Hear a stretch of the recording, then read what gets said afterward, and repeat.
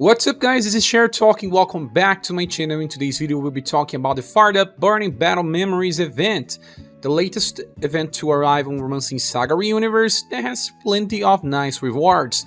Well, this event here also has increased status gains for the banner units, but not just those, also all characters with attacks that are based on blunt and cold, so take advantage of that. Well, we need to discuss this event shop because it does bring something pretty interesting. We have a 3000 jewels, that's nice, so that you can swim a little more. There is this breeze robe that is actually cloaked, but made for martial artists because it buffs 4 points of agility. Then we have this thunder sticks, that is an accessory also made for martial artists, the best one we have in the game right now. And then the third one is Paul Pib, a free accessory that increases resistance to many different things, so don't forget to grab all these 3 equipments. Then we have S versions of 2 normal enemies from SaGa Frontier, and Rocky is the more important one because he has Dadum. This is a buff skill that buffs STR, dexterity and agility and costs only 4 BP when fully awakened. Rocky is not very resistant, he may just die, he has a very bad will, but I don't know, maybe sometimes you can use him just to buff your counter unit or something, or in Remembrance, align it with the newest Eliza buffing agility all the time, maybe Rocky can actually help, but since his own agility is bad, I don't know if he will actually make a difference. He also comes with this Cascading Counter Plus, that's a skill that is now amplifiable on Azami Summer style. There is also Peg, and Peg comes with Cross Drill Driver Plus. This is made for Valdor. In a welfare style, he has this skill that now becomes double S counter, full evasion. So 2 different amplifies together with the new S welfares. Besides that, we have books and all the other stuff we usually see on shops.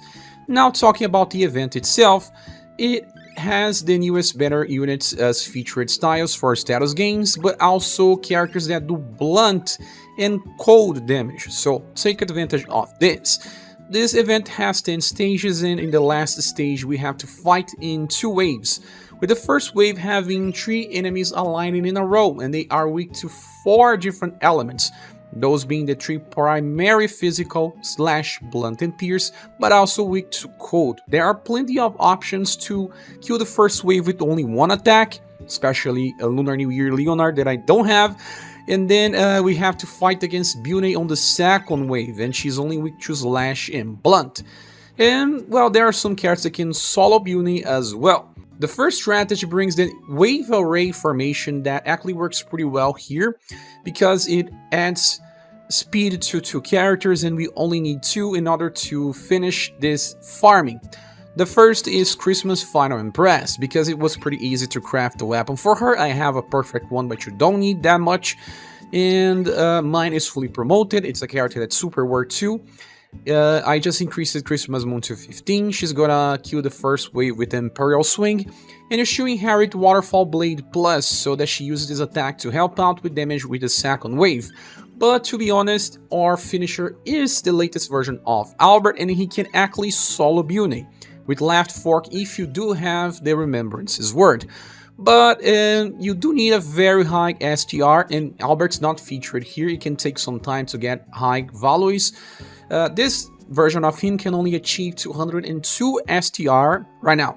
But if you bring his A style or his Reward of the Trials style, but not actively attacking, maybe just as a trainee, you can reach as much as 205%. But mine is fully promoted as well with the best equipment available, and he's capable of soloing. But if yours is not, with the help of damage from Final Empress, he will be capable of killing the enemies. Okay, it's very nice to use Empress because she has a fast attack. That means that by the use of wave array formation, she always goes first and still has enough speed to help out Albert. If your Albert's already soloing, you can use the Magia Fight formation instead, so that he's the only one that's going to attack on the second wave. Well, we even got a combo, but it's totally not needed. His damage is very, very, very high, as you can see. Still a pretty fast farming method. The second strategy still brings a wave array formation, and this time I'm bringing a welfare unit called Raphael. You don't need the remembrances word I'm using just because I have. He's going to use Shimmering Slash Plus, a skill that you can also use with Arpina, for example, and it's gonna do a lot of damage. It's a triple S attack that hits row. And after that, he's going to attack on the second wave with Strike Slash. This attack here is pretty weak, but it's enough to help out your damage dealer to kill BJ&K. And that is going to be Roufas. Remember that BJ&K is weak to both Slash and Blunt. That allows Roufas to reach his max potential, especially if you have the Remembrance gun, like many people have.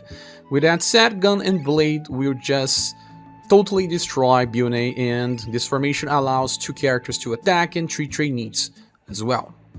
Okay, so Shimmering Slash is a fast attack. That means that Raphael will always goes first, and we won't spend BP with Roufas. We did much more than enough to kill them. They have 125,000. He did 164. Now it's time for Gun and Blade, and you see the max potential. My Roufas is fully trained and promoted. He was lacking less than 10% damage, and Raphael used his skill number 1 to do enough to kill the boss. And the last strategy, I'm bringing Wave Array again with Albert, that is not being used so much recently, but he works here just fine. Well, you don't really need the Remembrances word, but it does increase his damage output. Well, Infinite Trajectory with the Chase attack will be enough to kill the first wave of enemies, and he will still help out you a little more damage against BJ&K. And then you need a heavy nuker. That can be young Gustave with Triple Crush, or it can also be Rook. Any of those two will work if you have a weapon with 90% damage at least.